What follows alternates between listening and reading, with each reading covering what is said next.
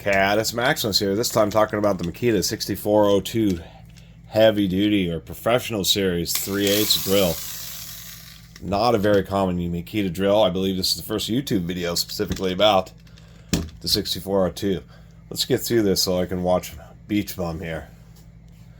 Although I think this is a movie that Brad Pitt probably should have done rather than Matthew McConaughey. We'll see how it turns out. So anyway, the 6402. I've done videos about 3/8 Makita carpenter's drills, around 1,000 RPM. The model 6510, I think I did a video about a 6510 LVR. Those are the common mid-speed 3/8 drills. Many times, or I should say, back in it really started in the 80s, but really progressing through the 90s, is that 3/8 drills tend to be more reserved for higher speed operations. 2000 or the real standard is 2500 RPM. There's so many Hitachi and DeWalt, etc., even Makita drills that 3/8 capacity that are around 2500 RPM, because that seems to be where the sweet spot is, both in power and speed. But for a long time, there were what's known as carpenter's drills, which were lower speed, increased power 3/8 drills. You didn't have all the weight of half-inch drills. You didn't quite need the torque or the extreme low RPM, 500, 600, etc. RPMs.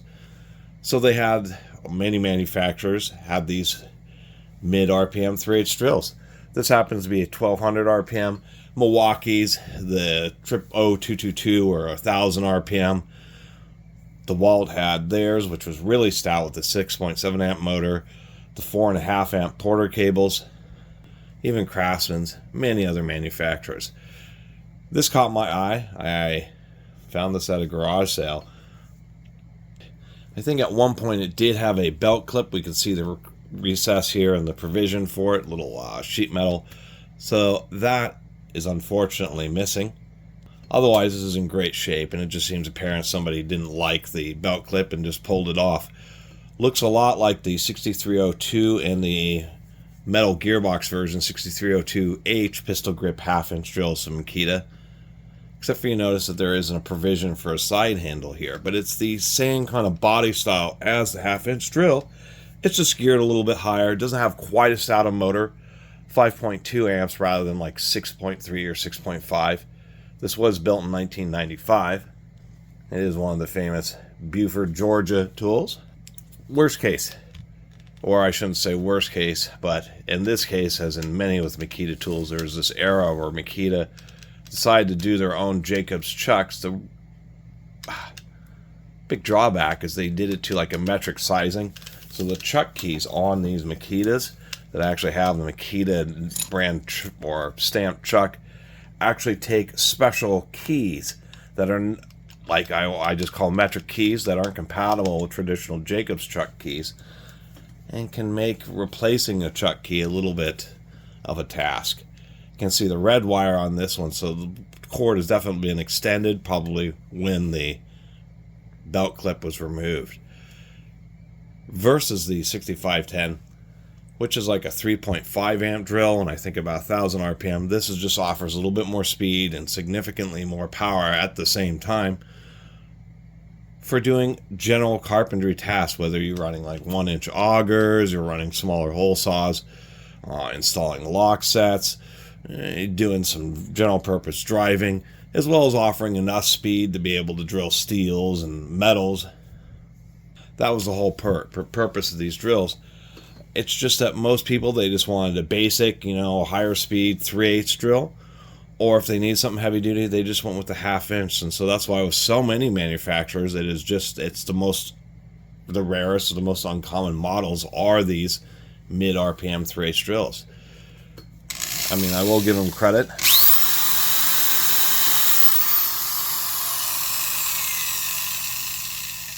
Sure does sound pretty nice. This has had a relatively light amount of use. Fiberglass reinforced polycarbonate body. I guess the biggest Achilles heel with so many of these Makita tools is that lower noise level from the fan. People really liked. How that's achieved is by having these little slats here, and it breaks up some of the turbulence coming off the tips of the blade tips on the integrated fan. Although under heavy use, you're getting a lot of sawdust through. A lot of people have had problems with sawdust getting clogged, because this is acting like just a fine mesh or a screen, and just gets clogged with sawdust. You got to take it apart and periodically blow this out. And a lot of people, if they have one of these where it's gotten clogged up enough where you notice that it's getting real hot and there isn't any air coming through, they just take little like wire clippers and they actually just trim all these little fingers and just make it an open slot so it can blow the dust out. So even though this design makes it quiet, relatively quiet, it's also prone once again to clogging. No metal gearbox on this, but once again, still pretty good, pretty solid material. The one issue with fiberglass reinforced polycarbonate, which is it's a bit more brittle and why it's a bit more brittle and a bit more expensive than nylon. It is a tougher, harder, stronger plastic, but it just has it's just a little bit less compliant, and that's why fiberglass reinforced nylon has become essentially the standard. Even modern Makita drills have moved away from the polycarbonate for the nylon. One other disappointment, that like the Waltz use a 1/2 inch spindle. This is a thread 3/8 24, so which is fine. It's the standard to have a 3/8 spindle on a 3/8 drill, but this being the 6402 and the heavy duty or professional series 3/8 drill, would have been nice to see a 1/2 inch spindle against a 3/8 chuck. That way when you're using longer auger bits and you're in certain situations where it's putting a lot of strain on the spindle, as well as just situations like dropping it, it's going to be less likely to get bent or broken. And it is something I've read about, particularly with the Milwaukee, since they had the most popular with the 0222 and the 0221s. They sold enough of them where I was able to read reports of people had some issues. Like I said, with long auger bits, they get jammed. You put a lot of strain and end up bending the spindles. One thing we'll notice in here, and initially you would think, well, the chuck lock screw is missing. But this was the beginning of the era for Makita where they stopped using chuck lock screws. Instead of drilling a big hole through the spindle, they don't. So there is a little bit more material in the spindle. But what's annoying is that they just torque, at the factory, they torque the chuck on really tight, with more torque than they think it would ever require, or I guess whatever the drill could produce, to cause it to accidentally unscrew when you're doing heavy-duty reverse operations, which also has another caveat which makes it difficult to remove when you want to swap out the chuck. And that's probably, once again, the biggest disappointment of what is the best 3/8 quarter drill I think Makita ever made. I'm always needing a flashlight. We're doing this just to see the quality of the commutator. We can tell by the outside of this drill that it hasn't had many hours, and we can see that this commutator's, there's like nowhere, there isn't any big groove worn in by the brushes. This thing is really ready to go. One thing about these Makita drills is many of them have really kind of stubby brushes, and it's always been a little bit puzzling why Makita would put in such short brushes, but I think their carbon brushes and brush tools isn't just a compressed pile of carbon. There's a specific recipe of all sorts of little things they put into them. I think Makita's brushes are just a bit harder. We can see that there's actually quite a bit of extension sticking out, so we know that this brush actually has quite a bit of life left in it, particularly considering this stubby little nature. The other odd thing is Makita uses these kind of spade terminal connectors right on the brushes, which is fine, but they use big insulated ones, which are a little bit bulky and totally unnecessary. Of course, we can see that this is the era where manufacturer had learned that you don't really need to put tons of epoxy around motors and fields to make them reliable. Folded contacts on the commutator. Just a real bog standard motor.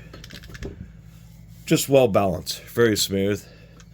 Also, the Arrow Makita use separate reverse switches, which is kind of nice because this is I wouldn't say industrial, it's just a standard size switch that can be replaced with any of a variety of manufacturers. We do have a genuine American-made Eaton variable speed trigger. There's a little circuit for the variable speed, and it is external on a little heat sink to help prevent it from getting burned up. It is older, using the nut and bolt styled retention, which is always nice to see, just because it tends to be more reliable over the long term if you have a tool for a long time and repeatedly serviced versus having it thread in the plastic. You get a bit more reliability, but you do need to be careful because a lot of people, or I shouldn't say a lot of people, some people, it's a nut and bolt, so they really wrench down when they reassemble stuff, and you have to be careful. If you wrench down too much, you'll actually pull the nut right through the plastic, totally ruining it. Let's take a look at these gears. Here we are. So on the 6510, the smaller, I guess less powerful version of their 3/8 carpenter's drill, it's only half rolling bearing. This gear case, I can already tell. There we go. Finally got it out. This is going to be very similar to the 6302H heavy duty version. Makita has highly engineered tools, and I think part of the competitiveness and the fact that a lot of their tools were based in Japan, even though this is an American-made unit, they would make what I would say calculated corner cutting. On this channel, I've taken apart a heck of a lot of drills. So many of them, it's just all rolling bearings, ball needle bearings. Makita does this thing like on this, since it's a heavy-duty version, it's almost, we've got bearings on both sides of the motor. We've got a ball bearing, a big one here at the front of the chuck. This idler gear here has obviously ball bearings. But right here at the back of the spindle where it's spinning pretty slow, they just said it is moving slow. It's honestly a highly diminishing returns to put a rolling needle bearing there, and so they just use a sleeve bearing and save a few cents. Where companies, especially like Milwaukee Power Tools, they use rolling bearings pretty much everywhere where they could use one. Not necessarily would it be, or I should say, sometimes they use rolling bearings in places where it really doesn't matter, where Makita actually says, you know, that one spot like on the back of the spindle where it's geared down and running slower, it really doesn't matter. There's very little additional friction or play, and so that's what Makita does. But once again, it's still satisfying seeing all ball needle bearings in this thing. Out of 6 areas where it could have rolling elements, 5 of them are rolling. We can see this grease is getting a little bit old. Makita doesn't put in a ton of grease. They do this thing where the gearbox is kind of isolated off. It makes it have a smaller compartment for a gear reserve. Of course, so many tools, once again, I'll point out Milwaukee and their obscene amounts of grease, but many tools, they won't have this diaphragm, and there'll just be a ton of grease in the gearbox. Gives it a big, long grease is a gel with oil mixed into it, is the easiest way to state it. Many manufacturers put a big glob, so there's just a big reserve of that oil. It's much smaller, so this is a tool that you would need to more often. You would need to service. Obviously, we can see the first input stage, or the first reduction, is indeed helical cut, and this is a really common around so many manufacturers, and it's just fine. You don't always have to have all helical cut gears. Circling back around the Milwaukee, which usually does helical cut all the gears on all the stages, it's really not necessary. Straight cut gears can be a little bit more noisy, so they tend to avoid them on the higher speed side where the motor is. So this is helical cut on the first stage to reduce noise, and then it's going to be straight cut on the second stage because it's just not moving as fast. It makes it a little bit cheaper to manufacture, but only slightly. It's kind of an industry standard to do this along many very good manufacturers, such as Porter Cables, old heavy-duty Black & Deckers, etc. And I always talk about gearbox alignment. It's something that Makita failed on their DP4000 series drills. That would be the DP4000, 4001, 4002. is they didn't put something like this. See, we have a little protrusion here that sits in a little recess, so when I reassemble this gearbox, these two halves stay in proper alignment. Obviously, if this is twisting back and forth relative to the diaphragm, it's going to cause the angle of the gears to shift and cause them to really blow out. Gears really need to be precisely aligned to really last a long time. When they start getting on an angle, you're causing a whole bunch of pressure on just one portion of the tooth, and it just can really accelerate wear. Might as well do our obligatory 1-inch spade bit little demonstration here, which would be obviously no issue with this.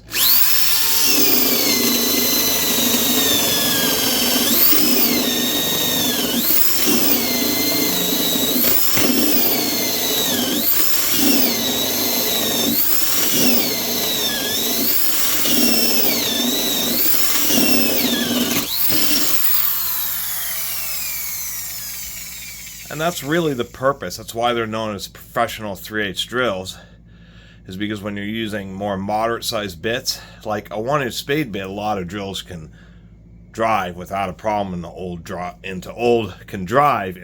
pine.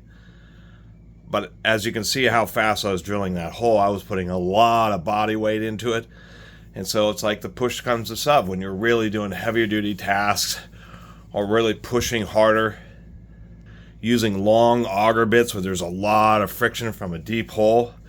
That's why these more professional grade carpenter's drills existed. It's because standard ones would just end up getting burned up. They just didn't have quite the power.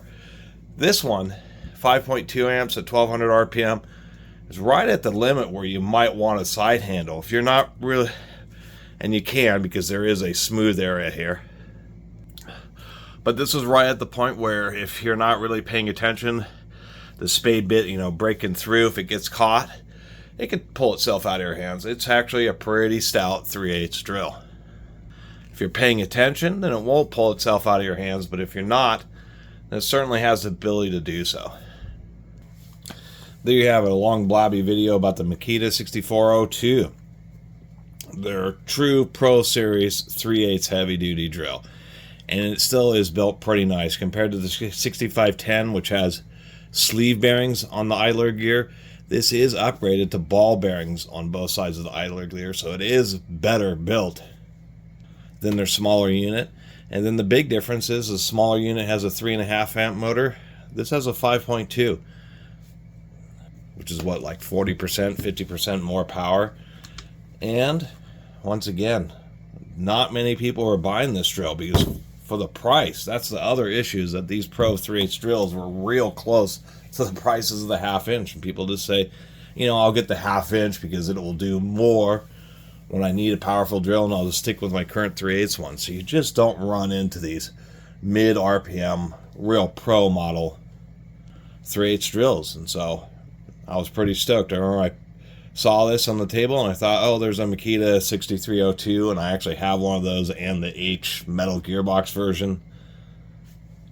Actually, DeWalt and Milwaukee, I think both still do make 1200 RPM 3/8 corded drills, and are like a couple of the very last few of them that do. But this Makita definitely is pretty cool, and shows you should take just another quick look, because you may end up with, you may think it's just a more common Makita 3/8 drill, in which there are many of their smaller ones are sold. But take another quick look and you'll say, oh wow, this is a 3/8 drill that's more in a 1/2 inch drill's body. And these are the ones that you really want. These are the stout 3/8 drills that are like near 1/2 inch power in a 3/8 drill. Anyway, pretty stoked to have found this. This is the only one of these I've ever seen in the wild. I've actually seen several of the 6302 1/2 inch drills, many of the smaller 3/8 drills, which I think I have an example of just about every style. The 2500 RPM ones, the 1000 RPM ones, but never seen the 6402, just because I'm sure this drill, even back in 95, was probably like an $80 or $100 unit. It's probably just so expensive that people just said, anybody outside of like construction companies and service would be able to justify really the price. Anyway, thanks for watching.